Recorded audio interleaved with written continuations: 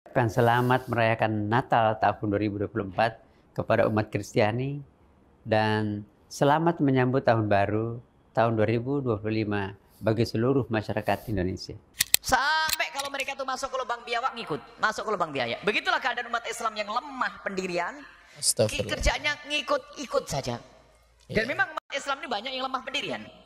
Yang berbangga dengan tahun baru Masehi lalu lupa dengan tahun baru Hijriah, munafik kan nanti. Munafik teman-teman ya. Kenapa tidak kita mengutamakan sesuatu yang sambung dengan Nabi SAW? Assalamualaikum teman-teman. Ya, setelah video beberapa waktu lalu di mana video Pak Prof Nasaruddin Umar ya selaku Menteri Agama kita dan sekaligus beliau masih menjabat sebagai seorang imam besar Masjid Istiqlal, yang dimana video beliau itu viral teman-teman. Video tentang ucapan selamat Natal dan selamat Tahun Baru.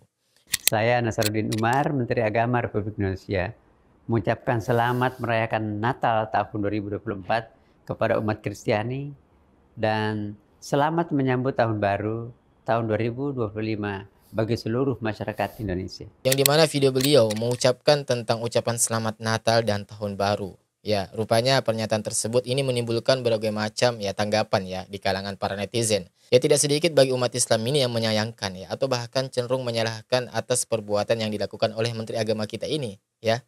Dan sebagai salah seorang imam besar Masjid Istiqlal, teman-teman. Ya, karena hal tersebut ya tentu ya bagi kita seorang muslim sudah memahami ya tentang konsep toleransi itu seperti apa, batasannya itu seperti apa.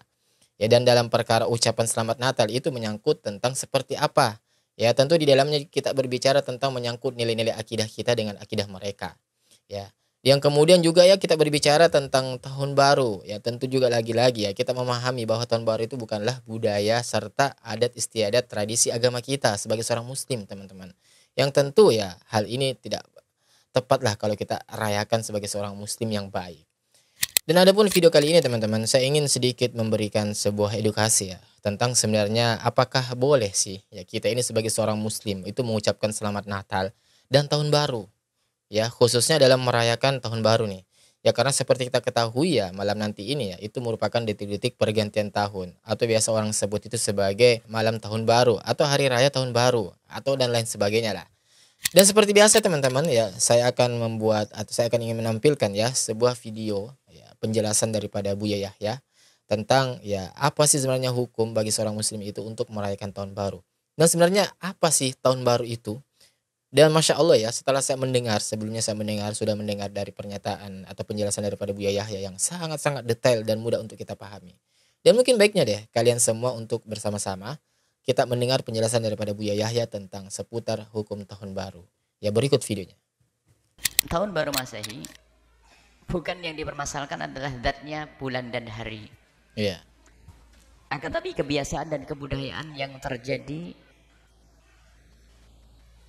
di tahun baru tersebut. Apa yang dilakukan oleh umat saat itu? Nah, apa yang dilakukan umat saat itu, teman-teman? Itu yang dipermasalahkan. Berhura-hura. Berhura-hura. Berfoya-foya. Berfoya-foya. Dan yang banyak merayakan ini adalah orang di luar Islam sana karena bangga dengan tahun baru mereka. Kemaksiatan di dalamnya. Baik, baik. Jadi yang kita hentikan adalah kebiasaan. Kebiasaannya. Kebiasaan jelek. Sehingga anak Pak Haji dan Bu Haji itu yang niup trompet. Setelah itu ada yang mabuk. Sebab di Indonesia itu kaum musliminnya minoritas. Bagaimana kalau alun-alun penuh itu? Iya. Sementara orang-orang Nasrani banyak di gereja saat itu. Mereka berdoa dan sebagainya. Iya. Apa yang dilakukan oleh anak-anak kaum muslimin saat itu? Nah, apa yang dilakukan oleh anak-anak kaum muslimin saat itu, teman-teman? Berhura-hura, belum tadi setelah itu berantem. Dan 6 tahun yang lalu ada yang mati. Ya. Kita tidak melihat tahun-tahun berikutnya. Nah, karena kami yang ingat pada 6 tahun yang lalu. Berantem. Kayaknya. Jadi mengikuti budaya-budaya kafir itulah yang tidak diperkenankan. Yang mengikuti budaya-budaya kafir, teman-teman ya. Yang mengikuti budaya-budaya orang di luar Islam, ya di luar agama daripada agama kita. Itu yang dilarang. Kalau masalah hari kita pakai hari, tanggal kita pakai mereka tanggal mereka. Biarpun semestinya kita sudah mulai berubah di dalam diri kita, rumah kita membiasakan dengan tahun Hijriah.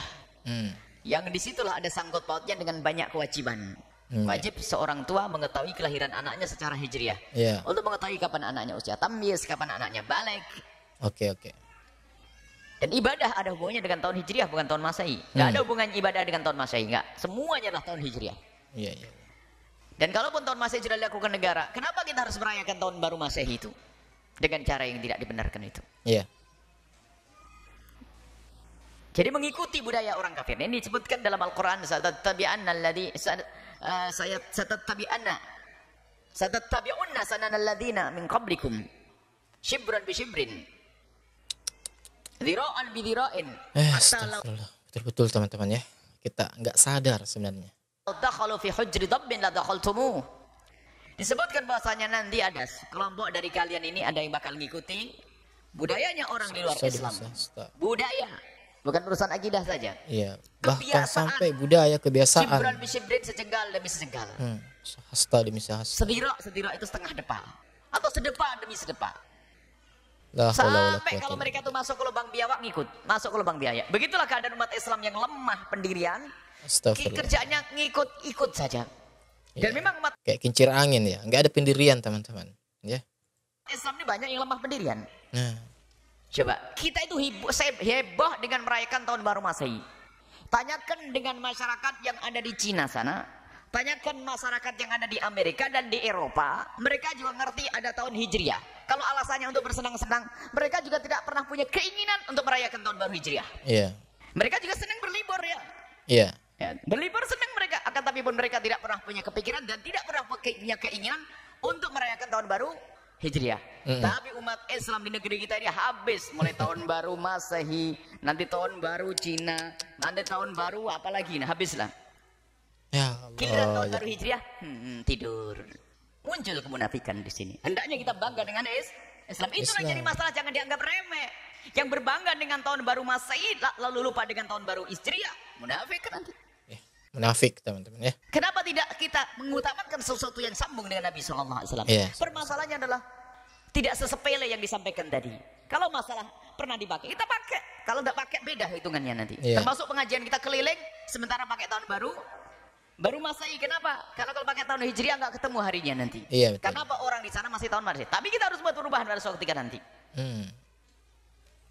Tapi yang dipermasalahkan adalah ngikuti itu cara dan gayanya orang-orang kafir itu mengadakan perayaan niup trompet. Trompet apa itu? Ada maknanya peniupan trompet itu. Nah, ada maknanya niup trompet itu kan nggak ada teman-teman ya. Ikut-ikutan. Ya, ikut-ikutan. Ada makna daripada niup trompet. Belum lagi kumpul laki perempuan yang nggak karu-karuan, masya Allah. Dan memang banyak di antara anak-anak kita tuh datang ke kota itu tidak ada tujuan, hanya karena tahun baru melihat ramainya kota. Biarpun ternyata di situ setan juga menarik sehingga ketemu laki-laki dengan perempuan, pacaran dan sebagainya sampai. Na'udzubillah min dzalik, summa na'udzubillah. Maka perlu kita hentikan dengan bermacam-macam cara. Menghentikan itu bermacam-macam cara. Ada menghentikan, jangan kau lakukan. Iya. Itu kapan? Jauh-jauh hari. Jangan kamu lakukan. Akan tapi ini adalah di saat banjir itu belum tiba. Di saat banjir belum tiba, kita masih bisa membuat bendungan. Iya. Tapi kalau sudah banjir datang, susah membuat bendungan. Akan tapi hendaknya sekarang kita arahkan. Kita tidak merayakan tahun baru Masehi. Itu daripada nak kumpul di situ, kita rubah saja, ayo.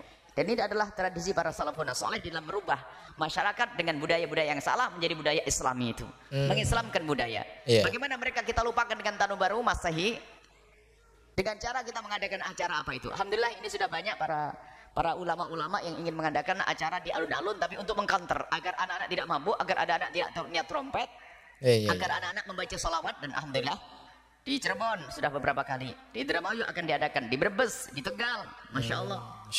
Dan kemarin ada pertemuan para ulama-ulama yang harus menghentikan anak-anak kita supaya tidak larut dengan budaya mereka. Kita harus membuat maulidan. Kita kenalkan kepada Nabi SAW. Kita kenalkan kepada Islam. Ya, saya berharap ya semoga Pak Prof. Nasruddin Umar ya selaku seorang menteri agama kita dan juga masih menjabat sebagai seorang imam besar Masjid Istiqlal.